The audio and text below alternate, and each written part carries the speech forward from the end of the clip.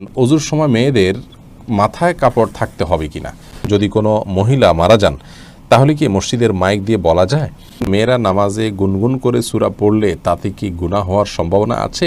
4 রাকাত সুন্নাত নামাজের তৃতীয় রাকাত ও চতুর্থ রাকাতে সূরা ফাতিহার পর অন্য সূরা বা আয়াত পড়তে হবে। মাথা মাসে করা এবং পুনরায় পেছন থেকে হাত দিয়ে নিয়ে আসা সুন্নাহ, আর ইচ্ছা করে সুন্নাহ ত্যাগ করা মাকরুহ। এখন মেয়েদেরও কি সম্পূর্ণ মাথা মাসা করতে হবে? মাথায় খোপা থাকলে তো সমস্যা হয়।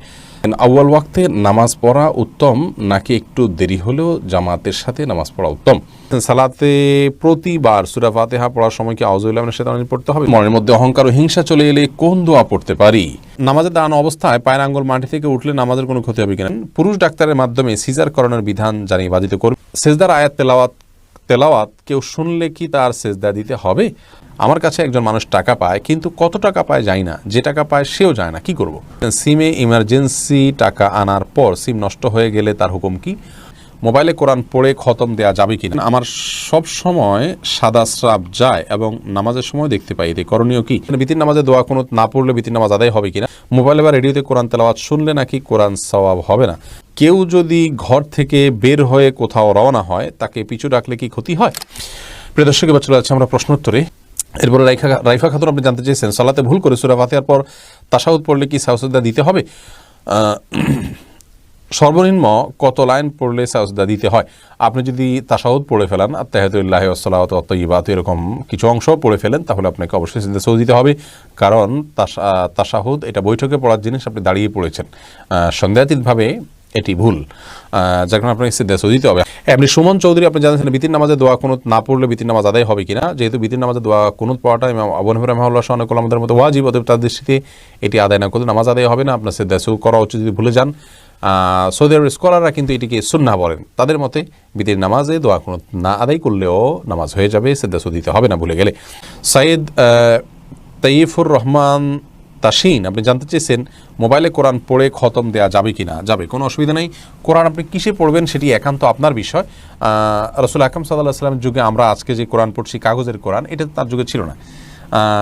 তার যুগে হয়তো পাথরে বা কোনো চাড়াতে বা অন্য কোনো জায়গায় কোরআন লেখা ছিল, সেখান থেকে তিনি পড়তেন। অতএব আমরা আমাদের জায়গা থেকে কোরআন তেলাওয়াত করাটা আমরা কাগজ থেকে যেমন তেলাওয়াত করতে পারি, কোনো ওয়াল থেকে তেলাওয়াত করতে পারি, কোনো স্ক্রিন থেকে তেলাওয়াত করতে পারি। কোরআন তেলাওয়াত করাটা হলো মুখ্য। কোত্থেকে তেলাওয়াত করছেন এটি কোনো গুরুত্বপূর্ণ বিষয় নয়। মোবাইল থেকে কোরআন তেলাওয়াত করে খতম দিলেও আপনি সওয়াব পাবেন ইনশাআল্লাহ।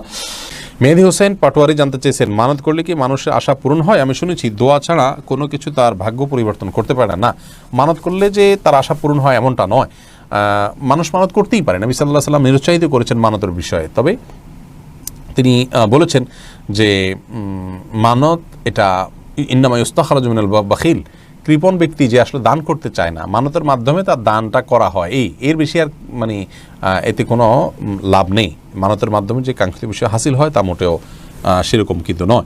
এজন্য কোনো বিষয় আপনি মানত করতে চাইলে, ধরুন আপনার ছেলে পরীক্ষা দিচ্ছে বা আপনার কোনো একটা কাজ সিদ্ধ হওয়ার ব্যাপার আছে, আপনি মানত করবেন, তাহলে সেক্ষেত্রে আপনার উচিত হলো আগে ভাগে দান করা এবং আল্লাহর কাছে দোয়া করা যে আল্লাহ দান করলাম, দান করলে মানুষের বিপদ দূর হয় এবং মানুষের নেক উদ্দেশ্য পূরণ হতে পারে, দা ভালো ইবাদত করলাম। অতএব সেই জায়গা থেকে আপনি আশা করবেন, আল্লাহর কাছে দোয়া করবেন, কিন্তু আপনি শর্ত দিবেন না আল্লাহ আমার এই কাজটা হলো তারপর আমি এটা করবো, এমনটি সুন্দর কোনো বিষয় নয়। রাসূল আকরাম সাল্লাল্লাহু আলাইহি ওয়াসাল্লাম নিরুৎসাহিত করেছেন মানতের ব্যাপারে। কিন্তু কেউ করতে চাইলে সেটা হারাম হবে না, করতে পারবেন। এরপরে শেখ আকলিমা জলি আপনি জানতে চেয়েছেন মৃত ব্যক্তির ছবি দেখলে তার কি আযাব হবে? না, মৃত ব্যক্তির ছবি আপনি দেখছেন, তার আযাব হবে কেন? আপনি দেখছেন, যদি আপনার মৃত ব্যক্তি আপনার গায়রে মাহরাম কেউ হন, যার সাথে পর্দা করা উচিত, তাহলে সেক্ষেত্রে আপনি দেখে গুনাহগার হচ্ছেন। মৃত ব্যক্তি যদি সে সুযোগ করে দিয়ে যান তাহলে তিনিও গুনাহগার হবেন।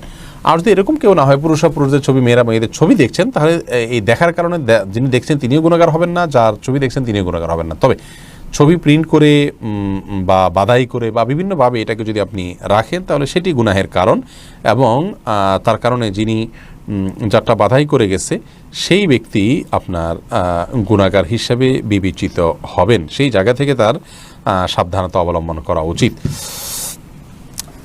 এবং জীবদ্দশাতে এটা খেয়াল করে যাওয়া উচিত যে আমার কোনো ছবি ইত্যাদি যেন না থাকে। যদি থাকে তাহলে সেক্ষেত্রে ছবি অঙ্কন করা বা ছবি বাধাই করা বা ছবি প্রিন্ট করার যে গুনাহ সেটি মৃত ব্যক্তির হবে, কেউ দেখুক বা না দেখুক। হ্যাঁ, এভিডেন্স হিসাবে যে সমস্ত ছবি তোলা হয় সেগুলোর কথা ভিন্ন এবং এক্সেপশন।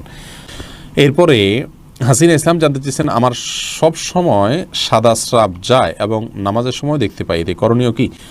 বোন, যদি নিয়মিত সাদা স্রাব যায় এবং আপনি নামাজের সময় দেখেন তাহলে তো আপনি মাজুর। নিয়মিত যেতে থাকলে এটাকে বলা হয় মাজুর। মাজুর ব্যক্তির বিধান হলো তিনি প্রত্যেক ওয়াক্ত নামাজের জন্য আলাদা উজু করে নেবেন এবং এরপরে তিনি নামাজ পড়বেন। এরপর যদি বেরো হয় তাতে কোনো অসুবিধা নেই, এক ওয়াক্ত পর্যন্ত তার উজু ভ্যালিড থাকবে, যদি তিনি সব কিছু করতে পারবেন। আবার নতুন ওয়াক্ত শুরু হবে, তাকে নতুন করে উজু করতে হবে। এ হলো আপনার জন্য মাসআলা, এবং প্রতিবার আপনাকে বারবার করে উজু করার জন্য কসরত করার বা কষ্ট করার কোনো প্রয়োজন নেই।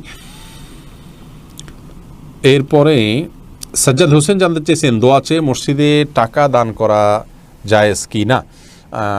এই প্রথাটা ভালো না যে মসজিদে আমি এটা চিরকুট লিখে দিলাম যে আমার মায়ের জন্য, বাবার জন্য বা আমার জন্য দোয়া করবেন আপনারা, আমি মসজিদে এত টাকা দান করলাম। এটি করা উচিত নয়। আপনি দান করেছেন কি জন্য? আল্লাহ তাআলার সন্তুষ্টি অর্জনের জন্য। অতএব দানের সওয়াব বা বিনিময়টা আল্লাহর কাছে আশা করবেন। মসজিদের ইমাম সাহেব বা খতিব সাহেব বা মুয়াজ্জিন সাহেবকে বলেন আপনার একটা দোয়া করেন, আমি টাকা দিলাম, তাহলে কেমন টাকা দিয়ে আপনি দোয়াটা বিনিময় হিসেবে নিলেন, এটা করা উচিত নয়। আপনি টাকা দান করবেন সওয়াবের উদ্দেশ্যে, তাতে আল্লাহ তাআলা আপনার নেক উদ্দেশ্য পূরণ করবেন ইনশাআল্লাহ। আর দোয়া আপনি আলাদাভাবে ভিন্নভাবে অন্য কোনো সময় দোয়া চাইবেন বা দোয়া করবেন, সেটা ভিন্ন বিষয়, কিন্তু দোয়ার সাথে দানটাকে আপনার শর্তযুক্ত করা বা এটাকে একটার সাথে একটাকে সম্পৃক্ত করা, যেটা আমাদের ট্র্যাডিশন হয়ে গেছে, এটি করা উচিত নয়, এটি ভুল প্রথা। এরপরে জান্নাতুল ফেরদাউস আপনি জানতে চেয়েছেন, কেউ যদি ঘর থেকে বের হয়ে কোথাও রওনা হয় তাকে পিছু ডাকলে কি ক্ষতি হয়? না, এটি সম্পূর্ণ ভুল ধারণা। আমাদের সমাজে অনেকেই মনে করেন এটি যে কোথাও বের হলে পেছন থেকে কেউ ডাক দিলে তাহলে পিছুটান হয়ে গেল, আর বোধহয় সামনে কল্যাণ নাই। এটি সম্পূর্ণ আমাদের মন গড়া কথা। এরকম বিশ্বাস করলে সেটা ছোট শিরকের অন্তর্ভুক্ত হবে। এটি আমাদের পরিহার করা উচিত, এই বিশ্বাসটা। রাজীব রাজ আপনি জানতে চেয়েছেন, জীবিত মানুষের জন্য মসজিদে টাকা দান করা হলে সেই সওয়াব কি তার আমল নামায় যায়? অবশ্যই একজন ব্যক্তির তরফ থেকে আরেকজন ব্যক্তি দান করতে পারেন। জীবিত ব্যক্তির তরফ থেকেও দেওয়া যায়, অসুবিধা নেই। আপনি আমার তরফ থেকে দান করলেন, আমি আপনার তরফ থেকে দান করলাম, আমার নিয়ত আপনি দান করলেন, তাহলে আমার আমল নামায় সেটি সওয়াব যুক্ত হবে ইনশাআল্লাহ বিইذনিল্লাহ। এরপরে আব্দুল্লাহ আল রাহি জানতে চেয়েছেন, বিদেশ থেকে টাকা পাঠালে ব্যাংক যে 2% প্রণোদনা দেয়, এটা খাওয়া কি সুদ হবে? না ভাই, এটা খাওয়া সুদ হবে না, কারণ এটা আপনি কোনো টাকা দিচ্ছেন তার এগেইনস্টে আপনাকে দিচ্ছে এমন নয়। আপনি যেন এই পদ্ধতিতে টাকা পাঠান, সেজন্য আপনার সরকার আপনাকে অতিরিক্ত একটা গিফট দিচ্ছে। অর্থাৎ আপনি কারো দোকান থেকে কোনো মাল কিনলে, এই দোকান থেকে কিনলে এই গিফটটা পাচ্ছেন, বিষয়টা এরকম হয়ে গেল আর কি। কোনো অসুবিধা নেই ইনশাআল্লাহ বিইذনিল্লাহ, এটা করা যেতে পারে এবং এটা গ্রহণ করা যেতে পারে। এই বিষয়ে আমাদের একটা ভিডিও আছে বিস্তারিত, সেখানে আমরা কিন্তু বলেছি, আপনি সেখান থেকে শুনে নিতে পারেন। এরপর সাদিকুর রহমান রেজা আপনি জানতে চেয়েছেন, সেজদার আয়াত তেলাওয়াত কেউ শুনলে কি তার সেজদা দিতে হবে? ভাই সাদিকুর রহমান, সেজদার আয়াত যদি কেউ তেলাওয়াত শুনতে পান তাকেও সেজদা দিতে হবে। তেলাওয়াতকারীকে যেমন সেজদা দিতে হবে, তেলাওয়াত যিনি শুনলেন তাকেও সেজদা দিতে হবে। দেওয়ান মাসুম মুশফিক জানতে চেয়েছেন, মোবাইলে বা রেডিওতে কোরআন তেলাওয়াত শুনলে নাকি কোরআন সওয়াব হবে না? কে বলেছে আপনাকে তেলাওয়াত শুনলে সওয়াব হবে না? তেলাওয়াত আপনি যেখান থেকে শুনবেন সেখান থেকে সওয়াব হবে। তবে লাইভ তেলাওয়াত শোনা আর রেকর্ডেড তেলাওয়াত শোনার ভিতরে অবশ্যই পার্থক্য আছে। লাইভ তেলাওয়াত শোনার চেষ্টা করবেন, রেকর্ডেড তেলাওয়াত শুনলেও আপনি সওয়াব পাবেন। কোরআন তেলাওয়াত করলে যেমন সওয়াব হবে, শুনলেও সওয়াব আছে। আপনি কোত্থেকে শুনবেন সেটা শরীয়ত ফিক্স করে দেয়নি, অতএব রেডিও থেকে আপনার শুনলে যে সওয়াব হবে না এমনটি ভুল ধারণা। এরপরে নাহিদ সরকার জানতেছেন, বিদেশ থেকে ফোনে বিয়ে করলে বিয়ে কবুল হবে কি না? বিদেশ থেকে যদি কেউ ফোনে বিয়ে করেন তাহলে সেক্ষেত্রে সেই বিয়ে কবুল না হওয়ার কারণ নেই, তবে শর্ত আছে। সে বিয়ের পদ্ধতি হইতে হবে এরকম যে আজকাল ভিডিও কলের মাধ্যমে আমরা নিশ্চিত হতে পারি যে কে পাত্র কে পাত্রী। আপনার দেশে কারোর মাধ্যমে নিশ্চিত হতে হবে। আবার আপনার ব্যাপারেও আপনার বিপক্ষ যারা আছেন তারা, ভিন্ন পক্ষ যারা আছেন তারা নিশ্চিত হবেন বিভিন্ন মাধ্যমে। এরপরে ভিডিও কলের মাধ্যমে ইজাব কবুল হতে পারে। তবে নিরাপদ পদ্ধতি, তার চাইতে বেশি নিরাপদ পদ্ধতি হলো যে আপনি বিদেশ থেকে দেশে আপনার কোনো একজন অভিভাবককে বা বন্ধুবান্ধবকে, পরিচিত কোনো একজনকে আপনি দায়িত্ব দিবেন যে তুমি অমুকের মেয়ে অমুককে এত টাকা মহারণায় আমার পক্ষ থেকে বিয়ের প্রস্তাব দিবা, বা তারা প্রস্তাব দিলে তুমি কবুল করবা। এটা একজনকে প্রতিনিধি হিসাবে নিয়োগ দিবেন। আপনি ভিডিও করে সেটি দেখতে পারেন। তখন তিনি আপনার পক্ষ থেকে প্রস্তাব দিলেন বা প্রস্তাবের পক্ষে আপনার পক্ষ থেকে কবুল করলেন। এটি করলে বিয়ে হয়ে যাবে এবং এটি হলো সবচেয়ে নিরাপদ এবং সলিড পদ্ধতি, এটার ব্যাপারে কোনো সন্দেহ কারণ নেই। এরপরে মোহাম্মদ হাসান জানতে চেয়েছেন, বাড়িতে গিয়ে কোরআন শরীফ খতম করে টাকা নেওয়া যায় কিনা? না, কোরআন এটা বাড়িতে বাড়িতে গিয়ে ফেরি করে খতম করে করে টাকা কামাই করার জিনিস না। এই কালচার নাজায়েজ কালচার। কোরআন এরকম জিনিস নয় যে বাড়িতে বাড়িতে গিয়ে খতম করে করে টাকা কামাই করতে হবে। কোরআন তেলাওয়াত করার জন্য এসছে, আমরা তেলাওয়াত করব, শোনার জন্য আসছে আমরা শুনবো, আমল করার জন্য আসছে আমরা আমল করব, আরেকজনকে তেলাওয়াত করে দিয়ে আর তার বিনিময়ে টাকা নেব, এটা জায়েজ নাই। এটা আল্লাহর আয়াতকে বিক্রি করার শামিল। কোরআন দেশে কোথাও এরকম কোনো নির্দেশনা দেওয়া হয় না যে একজনের আরেকজনের বাড়িতে গিয়ে তেলাওয়াত করে দিলে তার কোনো উপকার হবে এবং সেটা বিনিময়ে আবার টাকা কামাই করবেন, এটির কোনো সুযোগ নেই। মিফতাহুল জান্নাত জানতে চেয়েছেন, অনেক হুজুর দোয়া পড়ে সুতায় গিট দেন, সেই সুতা কি গলায় বা কাঁধে বাঁধা যাবে? এটা ভুল পদ্ধতি। দোয়া পড়ে কোনো সুতায় গিট দেওয়া উচিত নয়। আল্লাহ রাব্বুল আলামিন কোরআন কারীমের সূরা ফালাক, যেটি কোরআন কারীমের শেষ সূরার আগের সূরা, সেখানে আল্লাহ তাআলা আমাদেরকে দোয়া শিক্ষা দিয়েছেন, ওয়া মিন শাররি নাফাসাতি ফিল উকাদ। ওই সমস্ত নারীদের ক্ষতি থেকে আমরা আশ্রয় চাই আল্লাহ আপনার, যারা বিভিন্ন গিরায় ফুৎকার দিয়ে বিভিন্ন কিছু মন্ত্র পড়ে পড়ে গিরায় ফুৎকার দিয়ে থাকেন। যদিও হুজুররা হয়তো কোরআন কারীমের আয়াত পড়ে গিরায় ফুঁক দেন, তারা কোনো মন্ত্র পড়েন না, অতএব তাদের পড়া ঠিক আছে। বাট এই পদ্ধতিতে ঝাড়ফুঁক নবী সাল্লাল্লাহু আলাইহি সাল্লাম করেননি, এবং এটা জাদুকরদের পদ্ধতি। তো ঝাড়ফুঁকটা জাদুকরদের পদ্ধতিতে কেন হবে? সেটি আমাদের পদ্ধতি হবে এরকম কোনো খাবারে, কোনো পানীয়তে বা শরীরে ফুৎকার দেওয়া, ঝাড়ফুঁক করা বা এমনি তেলাওয়াত করে তাকে শোনানো, এগুলো হলো আপনার রুকিয়া শারঈয়া বা বৈধ ঝাড়ফুঁকের পদ্ধতি, শরীয়ত বাতানো। বাকি গিরায় পড়ে পড়ে ফু দেওয়া দিয়ে সেটা শরীরে ধারণ করা, এটি শরীয়ত সম্মত পদ্ধতি নয়। ফয়েজ হাবিব জানতে চেয়েছেন, পুরুষ ডাক্তারের মাধ্যমে সিজার করানোর বিধান জানিয়ে বাধিত করবেন। যদি নারী ডাক্তার না থাকেন, আপনার বিপরীত কোনো কিছু না থাকে, তাহলে বিকল্প না থাকলে যান বাঁচানোর জন্য অবশ্যই জায়েজ আছে, কিন্তু বিকল্প থাকলে সেটি গ্রহণ করা উচিত। আমাদের দেশে এবং পৃথিবীর অনেক মুসলিম দেশে, অমুসলিম দেশে তো আসি, অনেক মুসলিম দেশেই আজকাল গাইনি ডাক্তার হিসেবে পুরুষরা ডাক্তারি করছেন। এটি খুবই আপত্তিকর, খুবই অগ্রহণযোগ্য, এবং এটি কোনো অবস্থাতে আমাদের করা উচিত নয়। আমাদের এই কালচার থেকে বের হয়ে আসা উচিত। আল্লাহ তাআলা আমাদেরকে হেফাজত করুন এবং আমরা যেন সুস্থ কালচারের দিকে ফিরে যেতে পারি। আপনার আমার মা বোনের ব্যক্তিত্বের সাথে এটি যায় না যে একজন পুরুষ ডাক্তার তার সিজার করবেন বা তার গর্ভখালাসের ক্ষেত্রে ডাক্তার হিসেবে ভূমিকা রাখবেন। এরপরে সাইফুল ইসলাম জানাচ্ছেন, নামাজের দাঁড়ানো অবস্থায় পায়ের আঙ্গুল মাটি থেকে উঠলে নামাজের কোনো ক্ষতি হবে কিনা? সামান্য সময় জন্য উঠলে কোনো অসুবিধা নেই, উঠলো আবার নামায় ফেললেন, কিন্তু পুরো সিজদা জুড়ে যদি একবারও মাটি টাচ না করে তাহলে নামাজ হবে না। কারণ নবী সাল্লাল্লাহু আলাইহি ওয়াসাল্লাম বলেছেন, উমিরতু আন আসজুদা আলা সাবআতি আযম। হাদিসে আসছে যে তিনি বলেছেন, আমাকে 7টি অঙ্গের উপরে সিজদা করতে নির্দেশ করা হয়েছে, তার ভিতরে পায়ের আঙ্গুল, এগুলোকে মাটিতে রাখতে হবে, এর উপরে ভর করে সিজদা করতে হবে। উঠে গেল আবার সাথে সাথে নামায় ফেললেন, সেটি ভিন্ন কথা, কিন্তু মানে পুরো সিজদা যদি উঠে থাকে তাহলে নামাজ হবে না। মিফতাহুল জান্নাত আপনি জানতেছেন, ঋণ রেখে দান করলে কি দানের সওয়াব পাওয়া যাবে? ঋণ যদি আপনার সিস্টেমিক্যাল ঋণ হয়, যেটা প্রক্রিয়ার অধীন আছে, আপনি পরিশোধ করছেন মাসে মাসে বা করবেন, ব্যবস্থা আছে, এর মধ্যে দান করতে অসুবিধা নেই। কিন্তু ঋণ আছে কারোর কাছে, যিনি প্রাপক, তার পক্ষ থেকে তাগাদা আছে, আপনি দিচ্ছেনও না, তাকে টালবাহানা করছেন, ঘোরাচ্ছেন, অথচ এদিকে দান করছেন, এই দান জায়েজ নয়। সাদিকুল ইসলাম তৌফিক জানতে চেয়েছেন, আমার কাছে একজন মানুষ টাকা পায়, কিন্তু কত টাকা পায় জানি না, যে টাকা পায় সেও যায় না, কি করব? তাহলে দুজনে একত্র হবেন এবং আনুমানিক একটা ফিগারের উপরে দুজন একমত হবেন, সেটি তাকে পরিশোধ করবেন এবং তাকে বলবেন, যদি এর অতিরিক্ত হয়ে থাকে তুমি মাফ করে দিবা, আর যদি এর কম হয়ে থাকে তাহলে আমার অতিরিক্ত যেটা গেলো সেটা আমি মাফ করে দিলাম। এর মাধ্যমে আপনি ইনশাআল্লাহ মুক্তি লাভ করতে পারেন। এক্ষণিকের জীবনে এর দিকে জানতেছেন, সিমে ইমার্জেন্সি টাকা আনার পর সিম নষ্ট হয়ে গেলে তার হুকুম কি? আপনি ইমার্জেন্সি ব্যালেন্স নিয়েছেন, পরিশোধ করতে পারেনি, কোম্পানিকে যে কোনোভাবে আপনি ব্যালেন্স মানে তার কাছে টাকা নিলেন, কথার কথা, কিন্তু সেটা ইউজ করলেন না, এর মাধ্যমে বা যে কোনোভাবে কোম্পানির ওখানে টাকাটা আপনি প্রবেশ করে দিলে ইনশাআল্লাহ আপনি দায়মুক্ত হবেন। ফাতেমা তোমা আপনি জানতে চেয়েছেন, আমার উপার্জন আর যদি কোনোভাবে সেখানে ঢোকানোর কোনো সুযোগ না থাকে, তাহলে ওই পরিমাণ টাকা আপনি নিজের দানের সওয়াব না করে কোম্পানির পক্ষ থেকে দানের সওয়াব আদায় করে নিয়ত করে দিয়ে দিবেন। ফাতেমা তোমা জানতে চেয়েছেন, আমার উপার্জন আছে বলে আমার স্বামী আমার কোনো দায়িত্ব বা হক আদায় করেন না, কিন্তু আমার থেকে বাসা ভাড়া সহ অন্যান্য খরচ নেন, আমি আমার যাবতীয় খরচ চালাই, আমি এখন খরচ না দিলে কি গুনাহগার হব? বোন ফাতেমা, আপনি খরচ দিতে বাধ্য নন, আপনার স্বামী আপনার খরচ দিতে বাধ্য। তবে সেই সাথে আপনার স্বামী যদি আপনাকে বাইরে কাজের পারমিশন না দেন, সে অধিকার কিন্তু তার আছে, আপনি যদি তার কাছ থেকে অধিকার আদায় করে নিতে পারেন সেটা আপনার ব্যাপার, কিন্তু আপনি আপনার নিজের খরচ বহন করতে বাধ্য নন। সাদিকুর রহমান রেজা জানাচ্ছেন, তেলাওয়াতে সিজদার সময় কি সালাতে যে তাসবিহ পড়ি তাই বলতে হবে নাকি অন্য কোনো দোয়া? অন্য কোনো দোয়া নাই, ওইটাই পড়বেন। স্বপ্নিল জামিল জানতে চেয়েছেন, সালাতে প্রতিবার সূরা ফাতিহা পড়ার সময় কি আউযুবিল্লাহি মিনাশ শাইতানির রাজিম পড়তে হবে? সূরা ফাতিহার শুরুতে আউযুবিল্লাহ এবং বিসমিল্লাহ পড়া সুন্নাত, তবে অন্য সূরার শুরুতে বিসমিল্লাহ না বলে শুধু আউযুবিল্লাহ পড়াটা হলো সুন্নাত। এরপরে মীর হোসেন জানতেছেন, ইসলামে নামাজ কাজা নামাজের বৈধতা আছে কি না? থাকলে কাজা নামাজের নিয়ত কিভাবে হবে? বিশেষ কোনো নিয়ত নাই ভাই, আপনি নামাজ কাজা হয়েছে সেটি আদায় করছেন, বাস এটুকুই যথেষ্ট। কোন ওয়াক্ত আদায় করছেন, কোন ওয়াক্তের কাজ আদায় করছেন, শুধুমাত্র সেটি আপনার মাথায় থাকলে চলবে ইনশাআল্লাহ। এবং যেগুলো ছুটে যায় সেগুলো আদায় করতে হবে। বাবু কাজাইল ফাওয়ায়েদ নামে সমস্ত উলামায়ে কেরামি কম বেশ তাদের ফিকহের কিতাবগুলোতে বাব রচনা, অধ্যায় রচনা করেছেন, অর্থাৎ ছুটে যাওয়া নামাজ কীভাবে পড়বেন তার পদ্ধতি, অতএব এটি বিধান আছে।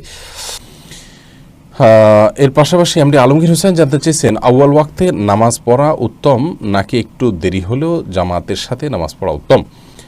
আউয়াল ওয়াক্তে নামাজ পড়া এটা সওয়াবের কাজ। বিভিন্ন হাদিসে আসছে, নবী সাল্লাল্লাহু আলাইহি ওয়াসাল্লাম বলেছেন, আফদালুল আমাল সম্পর্কে, সর্বোত্তম আমল সম্পর্কে তিনি বলেছেন, আস-সালাতু লিআউয়ালি ওয়াক্তিহা, যে কোনো ওয়াক্তের সালাত আউয়াল ওয়াক্তে পড়া এটা হলো সবচেয়ে উত্তম আমলের মধ্য থেকে অন্যতম। সেজন্য আউয়াল ওয়াক্তে সালাত পড়ার ব্যাপারে আমাদের আন্তরিকতা থাকা উচিত, আমাদের আগ্রহ থাকা উচিত, আমাদের প্রচেষ্টা থাকা উচিত। কিন্তু মনে রাখা উচিত যে জামাতে সালাত আদায় এটা আউয়াল ওয়াক্তে সালাতের চাইতে অনেক বেশি গুরুত্বপূর্ণ। অতএব আমরা যদি কেউ মনে করি যে না আউয়াল ওয়াক্তে আমরা সালাত আদায় করতে গিয়ে যদি জামাত তরক করব, তাহলে সেটি ভুল হবে। কারণ আসলে জামাতের গুরুত্ব তত বেশি নাই যত বেশি রয়েছে আউয়াল ওয়াক্তে সালাতের গুরুত্ব তত বেশি শরীয়তে নাই যত বেশি রয়েছে জামাতের সালাতের গুরুত্ব। এই জন্য যদি আমাদের দুইটার যে কোনো একটা রাখতে হয়, হ্যাঁ আউয়াল ওয়াক্ত নাহলে জামাতের সালাত, তাহলে আমরা জামাতের সালাতকে প্রায়োরিটি দিব আউয়াল ওয়াক্তের উপরে, কারণ জামাতের সালাতের গুরুত্ব আউয়াল ওয়াক্তের চাইতে বহু গুণ বেশি। এরপরে প্রশ্ন করেছেন ইবতেসাম ইবনে এনান, আপনি জানতে চেয়েছেন ইকামতের সময় আশহাদু আন্না মুহাম্মাদুর রাসূলুল্লাহ বলার পর সবাই নামাজের জন্য দাঁড়ায়, তাদের বিশ্বাস এটা বললে নবীজি হাজির হন, এ ব্যাপারে জানাবেন। এরূপ বিশ্বাস করে তাদের পিছনে নামাজ আদায় করা যাবে কিনা? যদি কেউ মনে করেন যে আশহাদু আন্না মুহাম্মাদুর রাসূলুল্লাহ বলে নবী করিম সাল্লাল্লাহু আলাইহি ওয়াসাল্লাম উপস্থিত হয়ে যান, সন্দেহাতীতভাবে এটি একটি ভুল বিশ্বাস, এটি একটি কুসংস্কার। এ ধরনের বিশ্বাস পোষণ করা থেকে আমাদের সরে আসা উচিত। নবী সাল্লাল্লাহু আলাইহি ওয়াসাল্লাম সব জায়গায় উপস্থিত হয়ে যান এবং আশহাদু আন্না মুহাম্মাদুর রাসূলুল্লাহ বললে তিনি উপস্থিত হয়ে যান, এরকম কোনো কথা কোরআন হাদিসে কোথাও বলা হয়নি। আল্লাহ রাব্বুল আলামিন তার নবীকে ওফাত দিয়েছেন, মওত দিয়েছেন, তিনি দুনিয়া থেকে চলে গেছেন। যদিও মৃত্যুর পর আল্লাহ রাব্বুল আলামিন তাকে বিশেষ হায়াত দিয়েছেন, যেটা অন্যান্য নবীদেরকে দিয়েছেন, ব্যাপারে বর্ণনা রয়েছে।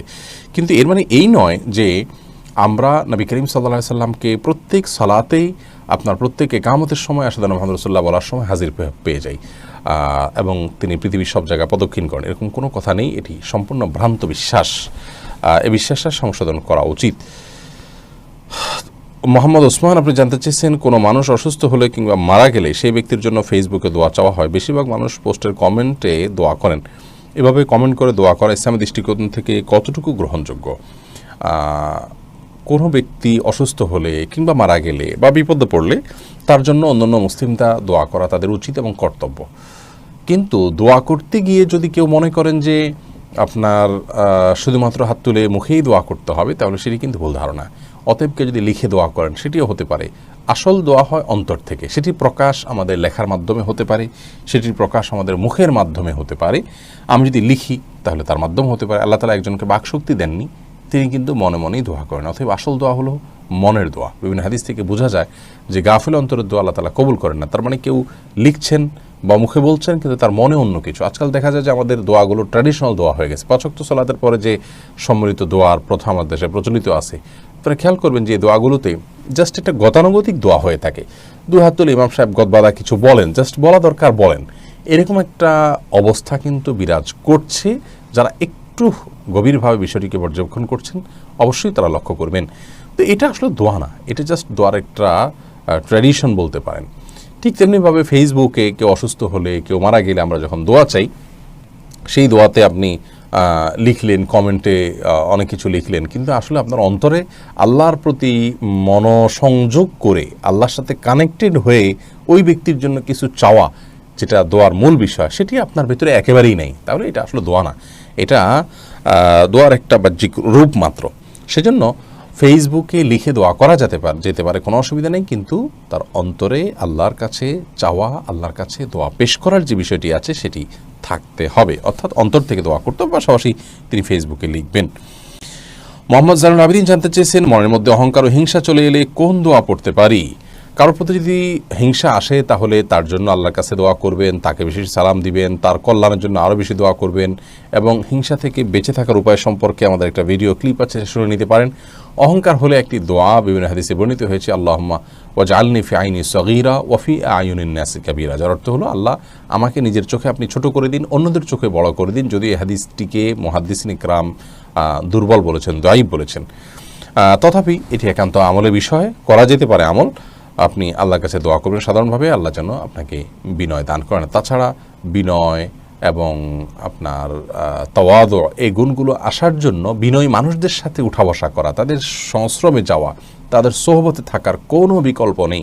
সে বিষয়টির মাধ্যমে আমাদের মধ্যে এটি সবচেয়ে বেশি আসবে ইনশাআল্লাহ তাআলা। মাহিরা জান্নাত আইরা জানতে চেয়েছেন, ওযুর সময় মেয়েদের মাথায় কাপড় থাকতে হবে কিনা। ওযুর সময় মাথায় কাপড় থাকা কোনো আবশ্যক কোনো কিছু না। এমনি আশিক জানতেছেন, একটি মেয়ের যদি দুটি বিয়ে হয় তাহলে জান্নাতে কোন স্বামীকে পাবে? একমাত্র আল্লাহ তাআলা ভালো জানেন। এটার মূল উত্তর, বাহ্যত মনে হয় যে শেষ স্বামী যিনি থাকবেন তার সাথে তার জান্নাতে থাকা হবে, কিন্তু এ বিষয়ে অদৃশ্য জগতের বিষয় একমাত্র আল্লাহ তাআলা ভালো জানেন। মাথা মাসে করা এবং পুনরায় পেছন থেকে হাত দিয়ে নিয়ে আসা সুন্নাহ, আর ইচ্ছা করে সুন্নাহ ত্যাগ করা মাকরুহ। এখন মেয়েদেরও কি সম্পূর্ণ মাথা মাসা করতে হবে? মাথায় খোপা থাকলে তো সমস্যা হয়। এটা প্রশ্ন করেছেন কাজী মায়া। দেখুন, মাথা মাসের জন্য ভেজা হাতকে এইভাবে দিয়ে পেছনের দিকে টানবেন, এইটুকু ব্যবহার হবে, আর এইটুকু অবহেলিত থাকবে, কারণ এভাবে আপনি টানবেন। আসার সময় আবার এই অংশ দিয়ে আপনি এভাবে টানবেন, তাহলে বাকিটুকু ব্যবহার হয়ে যাবে। এভাবে করাটা সুন্নাহ। অতএব এটি নারী পুরুষ সকলের জন্যই প্রযোজ্য, যে সবাই এভাবে প্রথমে পেছনের দিকে নিয়ে এরপর সামনের দিকে টেনে আপনি মাসাহ করবেন। এরপরে সাজেদুল হক রিয়া জানতে চেয়েছেন, তাকবীরে তাহরিমা বাঁধার পর নামাজে মনের মধ্যে শুধু বাজে চিন্তা আসে, সেক্ষেত্রে করণীয় কি? দেখুন, তাকবীরে তাহরিমা বাঁধার পর শয়তান তার ডিউটি শুরু করে দেয়, এজন্য আপনার মনের ভিতরে বাজে চিন্তা আসে। অন্য সময় তো বাজে চিন্তা এত বেশি আসে না, এই সময় যত বেশি আসে এটি প্রমাণ বহন করে যে আপনি আল্লাহর নৈকট্য অর্জন করতে যাচ্ছেন, এবং আল্লাহর নৈকট্য অর্জন করার কারণে আপনাকে শয়তান দখলে নেওয়ার চেষ্টা করে এবং শয়তান আপনাকে বিভ্রান্ত করার চেষ্টা করে। এই জন্য সেখান থেকে বেঁচে থাকার জন্য আপনার আপ্রাণ চেষ্টা থাকতে হবে। আল্লাহ তাআলা তৌফিক দান করুন। মোবাইলে কোনো অ্যাপ থাকলে ওযু ছাড়া মোবাইল ধরলে কি গুনাহ হবে? নূর AR লুবনা এই আইডি থেকে আপনি জানতে চেয়েছেন। জি, আপনার প্রশ্ন উত্তর হলো যে মোবাইল অ্যাপসে কোরআন থাকলে ওযু ছাড়া সেটি স্পর্শ করা যাবে, কারণ এটি সরাসরি কোরআন স্পর্শ করা হয় না এর মাধ্যমে। 4 রাকাত সুন্নাত নামাজের তৃতীয় রাকাত ও চতুর্থ রাকাতে সূরা ফাতিহার পর অন্য সূরা বা আয়াত পড়তে হবে। 4 রাকাত বিশিষ্ট সালাতে যদি ফরজ হয় তাহলে তার শেষের 2 রাকাতে পড়ার কোনো প্রশ্নই নেই, আর যদি নফল হয় তাহলে সেক্ষেত্রে শেষের রাকাতগুলোতে সূরা মিলাবেন। মিরাজ মালিক আপনি জানতে চেয়েছেন, স্ত্রীকে বলা সত্ত্বেও বারবার গীবতে লিপ্ত হয়, করণীয় কি?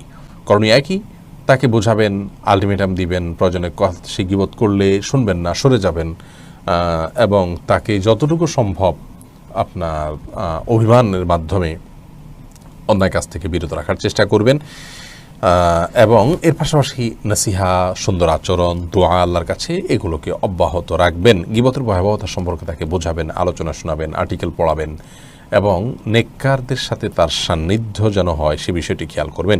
এমনি সোহাগ ভূঁইয়া জানতে চেয়েছেন, যদি কোনো মহিলা মারা যান তাহলে কি মসজিদের মাইক দিয়ে বলা যায়? মহিলা হোক আর পুরুষ হোক, মসজিদের মাইকে কারণ মৃত্যুর ঘোষণা দেওয়া উচিত নয়, কারণ মসজিদের মাইক দান করা হয়ে থাকে আজানের জন্য, সুতরাং সেই কাজটা করা উচিত। কেউ মারা গেছেন বা কেউ জন্মগ্রহণ করছে, একান্ত জাগতিক একটি বিষয়, এটা ঘোষণা দেওয়ার কিছু নেই। তবে হ্যাঁ, জানাজার সালাত হবে, কোথায় হবে, কী হবে, একটা ইবাদত, সেটি মানুষ কীভাবে সম্পাদন করতে পারে এই বিষয়ে যদি কেউ জানান দেন সেটি ভিন্ন কথা।